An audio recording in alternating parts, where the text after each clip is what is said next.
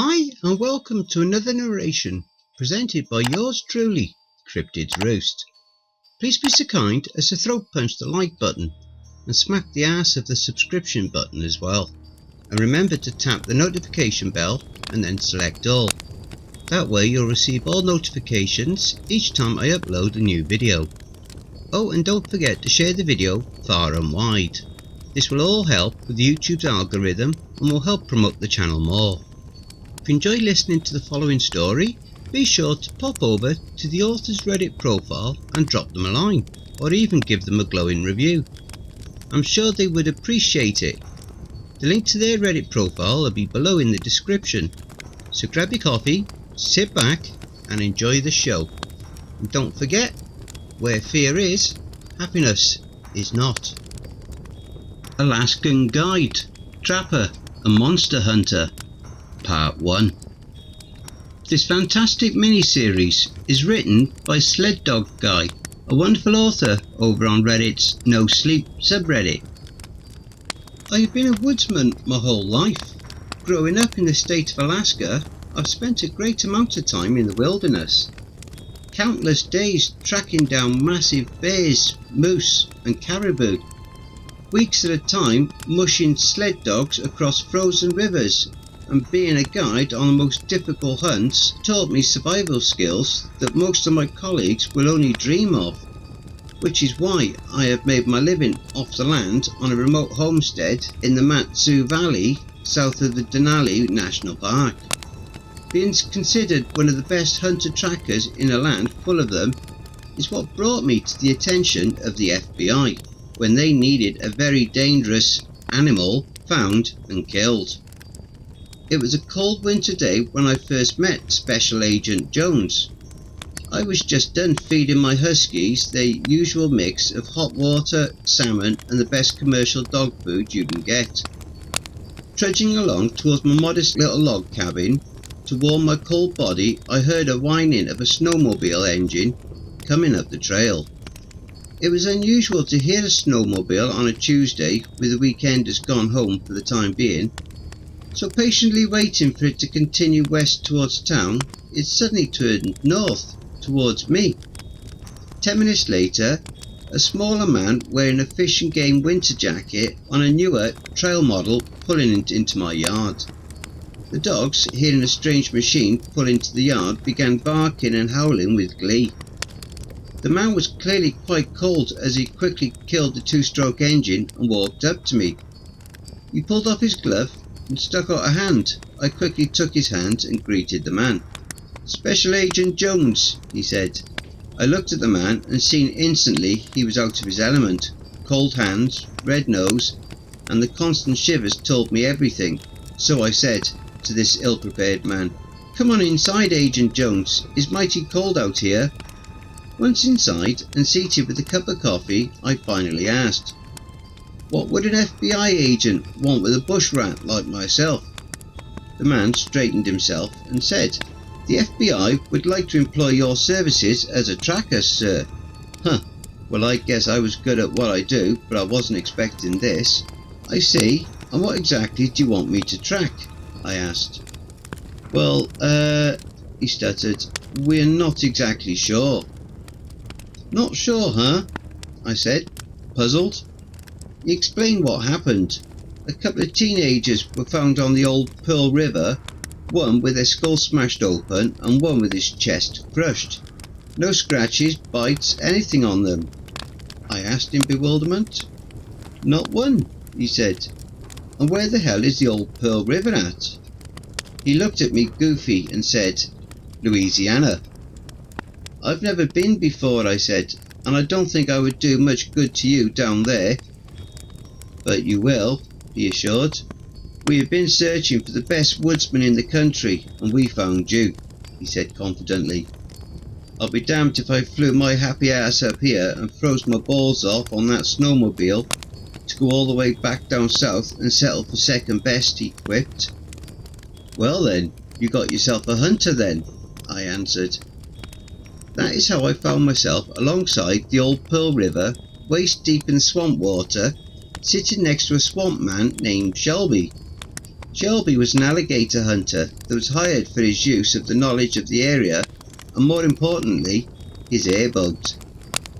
"You boys got anything yet?" said Jake. Jake was a Marine Scout sniper until he was very recently recruited to be on this task force. "Sorry Jake, not shit," I told the sniper. "Well, let's pull out for the night. I'm freezing out here and my feet are wet," Jones whined. "Fine," was all I said in return. Jones was clearly more of a desk jockey than a field guy, but this was his team and he was determined to be with us every step of the way. "Let's get going then," Shelby whispered. We quietly crept back to the airboat. "You're back," said Sarah. Sarah is a cryptozoologist, and Agent Jones said she could be of some help. "Yeah, we're back. Only been gone 6 hours," I retorted. Ignoring my sarcasm, she said, "I've been doing some research and I think I know what we're dealing with." Doubling down my sarcasm, "What? You don't believe what Jones called the public? You know, a bear that crushes people instead of chewing them up?" She grinned and proudly stated, "Nope, not even a little bit." Shelby fired up the boat, went and picked up Jones and Jake, and we all decided to regroup in the morning. "Swamp ape, huh?" Jake sneered. Sarah glared at him through her sunglasses, and I spoke up. "Sure as shit wasn't a bear, Jake. You saw the bodies." "Yeah, that was no black bear," was the short, athletic man's only reply. "How do we kill it?" Shelby asked. "We don't," answered Sarah while staring at me. "We trap it," she stated. Right then, Jones got a call and went outside. "How in the hell are you going to trap an 800-pound pissed off swamp monster?" Jake intelligently asked. "To trap an animal, you must know the animal, what it eats, how it walks, how intelligent it is, the way it thinks, among other things," I informed. Shelby then stated the obvious. "So back to square one. Find the damn thing." Just then Jones came back to the table. "We gotta go, right now," he ordered. "I'll explain on the way." "Fucking aye," Jake cursed as we pulled up to the scene. 8 pigs dead, 5 smashed skulls and 3 ripped throats. We got out of Shelby's old Ford truck and quickly investigated the scene. They all were killed maybe 3 hours ago, and large 3-toed tracks with webbed feet were heading towards the swamp. I told Jones that I would start tracking now and the others should go get Shelby's boat. "I can't send someone out there alone. I'll go with you," he said. "No, you can't. Someone has to stay and deal with the farmer and the press when they hear about this," I explained. "Jake, what about you?" Jones questioned. "I left my M40 at my room," Jake confessed. "What about me?" Sarah asked. "You ain't got no gun though," said Shelby. "I'll borrow your pistol," Sarah replied. "Fine with me, I guess," I approved. Jones simply nodded, and Shelby handed out his old 1911. I already had my Colt 45 on my hip, so I pulled my Marlin 45-70 out of Shelby's truck and off into the swamp we went. For 7 hours we tracked the beast through the swamp.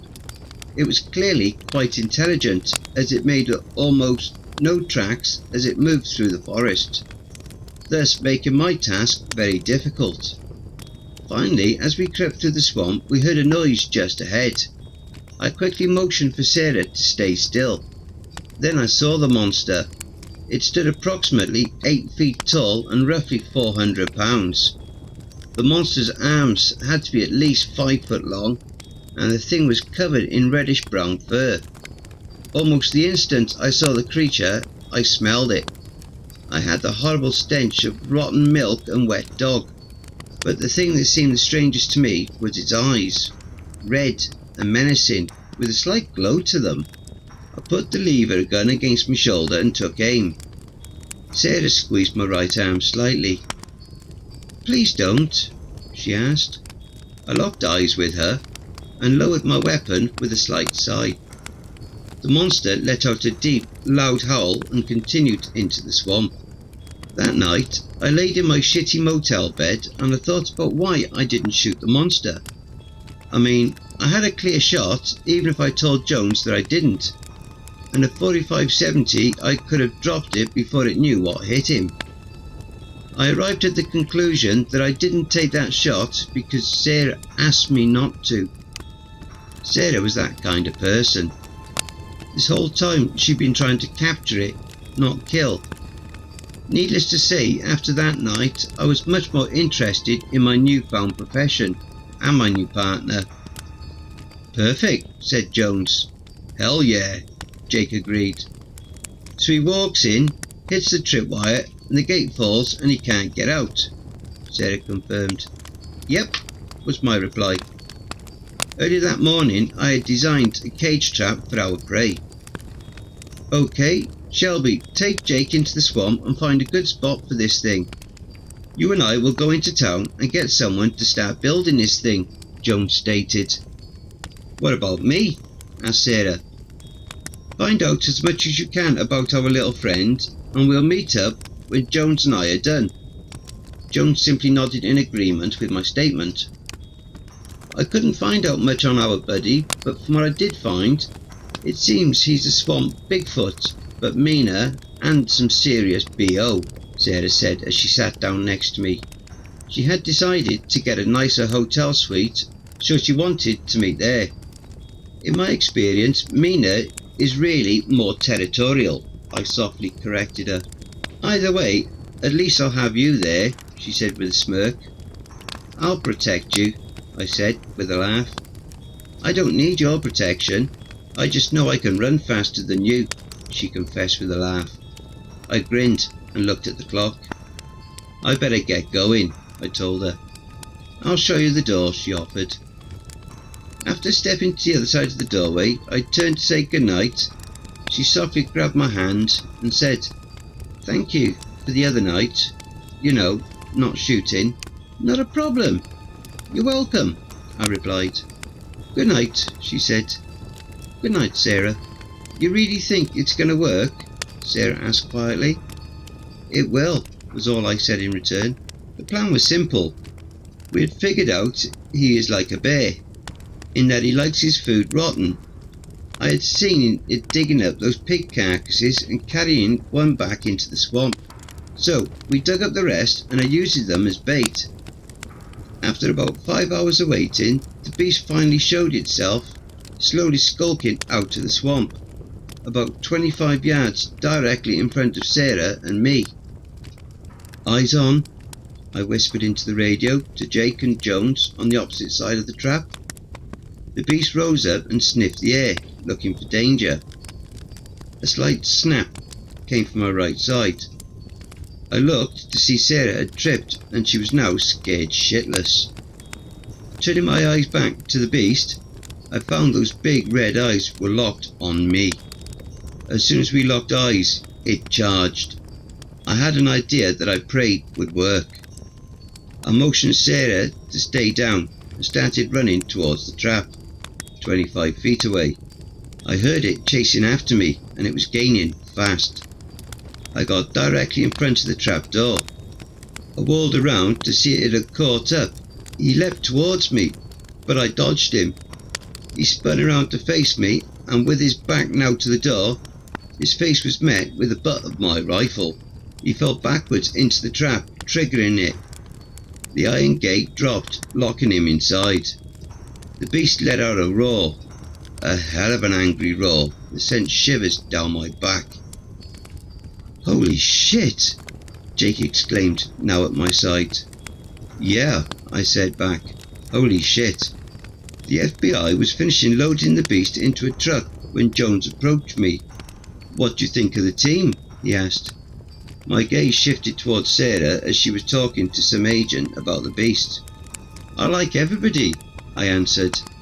Jones, catching my gaze, said with a smirk, "Some more than others?" My grin was my only reply. "Would you be interested in doing hunts like this one again?" "Everyone else already agreed," he asked in a more serious tone. I thought for a moment and then said, "Yeah, I'll hunt with you folks, anytime." Don't forget, if you enjoyed that story, be sure to pop over to the author's Reddit profile and drop them a line or even give them a glowing review. I'm sure they really would appreciate it. The link to their Reddit profile will be below in the description. And don't forget to check out the merch store. The link will be in the description and also in the video thumbnail. And if you'd like an honourable mention, send in a snapshot of yourself with your purchase and I'll feature it in one of the videos. Have you written a creepypasta story you would like me to narrate? Have you had any cryptid sightings, paranormal or supernatural encounters, or even had a creepy or terrifying situation you would like to share? Well, I now have my very own subreddit community where you can submit your stories. The link for that is also in the thumbnail as well as below in the description. You can submit your stories there, or you can send them to cryptidsroost@gmail.com. If you wish to remain anonymous, that's fine with me. Now I also have a Facebook group, Twitter, Reddit and Discord. And if you'd like to support the channel and help make it grow, my PayPal is paypal.me/cryptidsroost. If you wish to remain anonymous, that's fine with me. Now I also have a Facebook group, Twitter, Reddit and Discord. And if you would like to support the channel and help make it grow, my PayPal is paypal.me/cryptidsroost, and any and all donations would be gratefully received. Again, that will also be below. And don't forget, where fear is, happiness is not.